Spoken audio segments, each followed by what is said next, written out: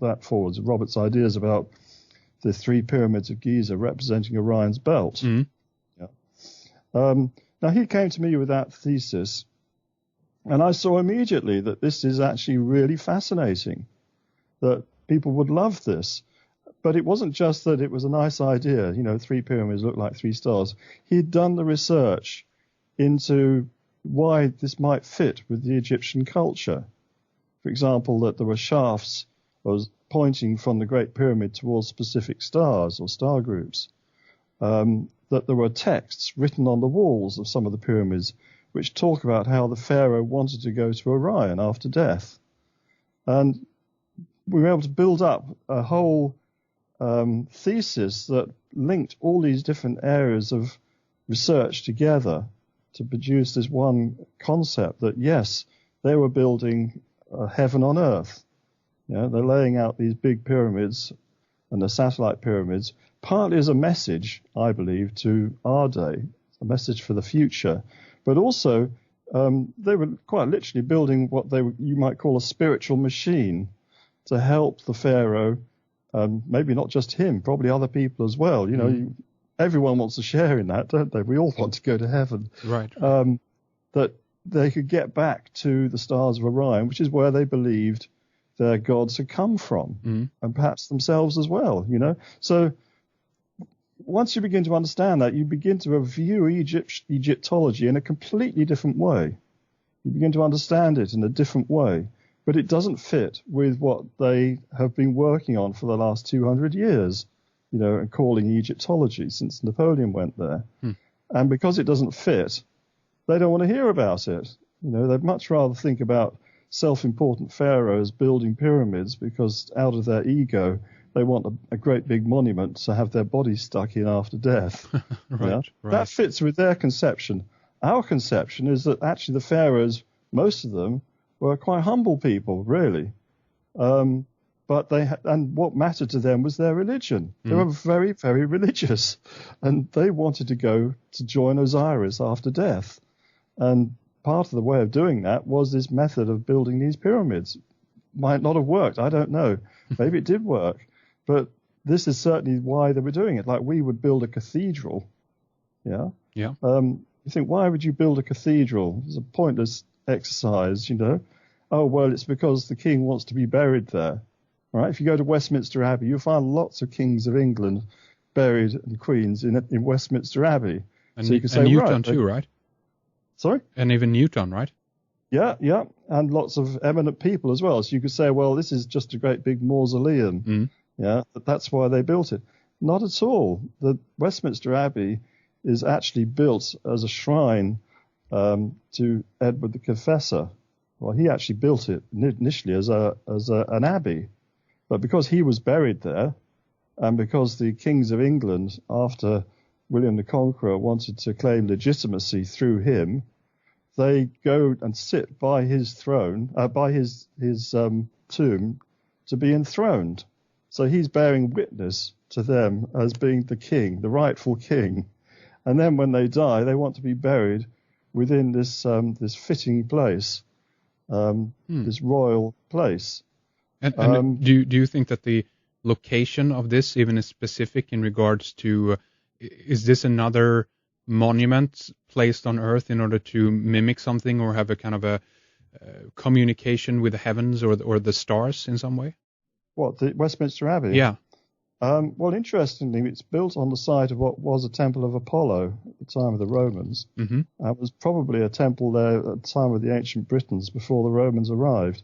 And St. Paul's Cathedral, which is in the city of London. You have to understand London, there's 2 cities, as it were. Yeah. There's what's called the City of London, the Square Mile, which is in sort of the eastern part. And then you've got the city of Westminster, and then you've got lots of suburbs all around, huge conglomeration. But the original city of London is separate from Westminster, where Parliament is and where Westminster Abbey is. And St. Paul's Cathedral is in the city of London, and that was a temple of Diana, the moon goddess. Right? And there's a reason for that, and that is that she's the patron of the ancient Britons. You see, our history that's taught to us in schools is completely wrong. when you start investigating further, you discover that they've actually thrown away the old history books. Around 1700 or so, kind of the history of Britain, which had been taught for generations, thousands of years, was kind of thrown in the wastepaper bin, and a new history was produced. It really is Orwellian. I mean, it's extraordinary. Yeah, absolutely. The original history claimed that the ancient Britons were descended from the people of Troy. You probably never heard that before. Well, I have, but to tell us a little bit more about it, yeah. Yeah. The legend goes that after the fall of the city of Troy, a guy called Aeneas escaped, or was allowed to escape, and he took his father and his son, and they went to Italy, and he married the daughter of the king of Latium. His first wife had died, and was instrumental in founding Rome. It became, like its first king. And you'll find that in the Roman history is all about Aeneas founding Rome. That's one of the alternatives. There's also Romulus and Remus as the other founding fathers, but two kind of legends. Yeah. Well, he had a son. I think he's called Silvanus or Silvanus. And he had a son who's called Brutus. And Brutus is called Brutus the Unlucky. And even before he was born, while his mother was pregnant with him, they took her to see the Sibylline prophetesses. And they sort of said, yes, this boy will be the death of both his father and his mother.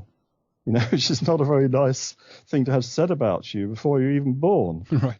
Well, his mother died in childbirth, so that was half the legend. And then he killed his father in a hunting accident. And, that was such a terrible thing to happen that they banished him. And he went from Italy. This is all in our traditional British history. He went from Italy to Epirus in Greece. And he found the Trojans living there as slaves, right? His fellow countrymen. And so he led a rebellion against the king of Epirus, and he overthrew him and seized his fleet of ships. And he married the daughter of the king, Pandrasus, and they left from Greece because they knew the other Greeks would be after them.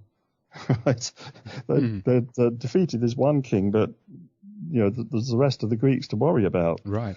So they got into their boats and they sailed off to a little island now called Leuca, just north of Corfu. And there, Brutus is said to have gone into a ruined temple of Diana, and slept. And he had a dream where he met the goddess Diana, the moon goddess. And she told him to take his people in their ships and sail off beyond the Pillars of Hercules and beyond Gaul, where they'd find a great green island where they could settle and they would be in peace away from the Greeks.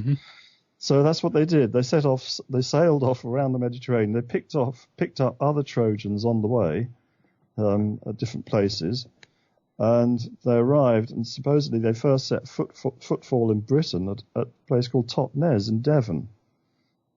There's even isn't there a Brutus stone in Totnes? Yes, there is a Brutus stone, which is supposed to be where he put his foot down. Well, if he actually stepped where that stone is, he must have been the greatest long jumper in history because it's, about half a mile from the river. Right. But you can imagine that he would have sailed up the River Dart and arrived perhaps at Totnes or some such place. And then the legend goes on that they had a battle with local giants who were living in Britain at the time from an earlier migration from Syria. Again, we're not taught anything about a migration to Britain from Syria. Anyway, they overthrew the giants, and the last one was a guy called Gog Magog. And Brutus has a companion, one of his friends that he picked up on the way, a guy called Corin or Corinus. And he has a wrestling match with this giant, Gog Magog, and he defeats Gog Magog and throws him off a cliff, which is then called Gog Magog's Leap. And is this related in a way to what the Bible talks about when it comes to Gog and Magog? I think it's probably a corruption based on the Bible from later people. They picked up the name Gog Magog, but it was probably something like Gower Madoc. Gower means big in Welsh. Yeah, and Madoc is a fairly common name. So Gower Madoc, the Great Madoc, might be the origin of that name, and then it's become corrupted to Gog Magog. But anyhow, then there are other legends that Brutus then sailed off around looking for the place where he should found his capital city. And eventually he alighted on a spot on the north bank of the River Thames. And incidentally, Thames, the name Thames, is very ancient. It comes from Tammuz, which is the Syrian version of Osiris. Yes. Right? And as I said, we have this idea that there was a Syrian migration even before the Trojan one. And he founded a city they call Troia Nuith in Welsh, which in Latin becomes Trinovantum, right? Or New Troy, as we would say in English.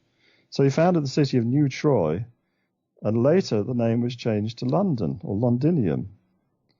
But you try getting academics to admit any of that, and yet they will admit, well, they have no choice. When you read Julius Caesar, he arrived in Kent, the county I live in, actually, and he arrived on the coast, and he marched up, and he crossed over the River Thames, had a battle there, and he fought against people called the Trinovantes. Well, they then say, well, this is just the tribe of the Trinovantes. Well, where does the name come from? It's the people of Trinovantum. It makes sense, doesn't it? Yeah, of course. The Trinovantes are the people of Trinovantum. And that's the tribe who occupied that area of London, that North Bank area, perhaps stretching into Essex and maybe a bit further north into Hertfordshire. They were the people who lived there.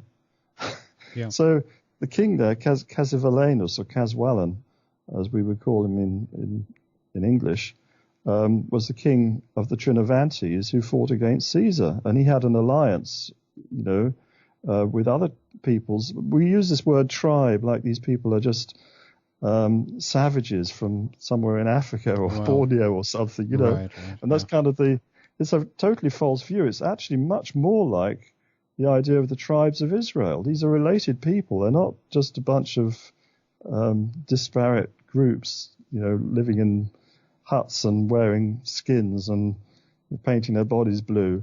But that we're given in history books. Well, exactly, and it's like we can't have that because we have the founders of civilizations. That's the ancient Grecian people, So we can't have conflicting ideas here. So we got to eradicate something. And yet, if you go into the Museum of London or the British Museum and you look at the Bronze Age relics and the Iron Age relics of the ancient Britons, from before the time of the Romans, you discover these people were making wonderful jewelry.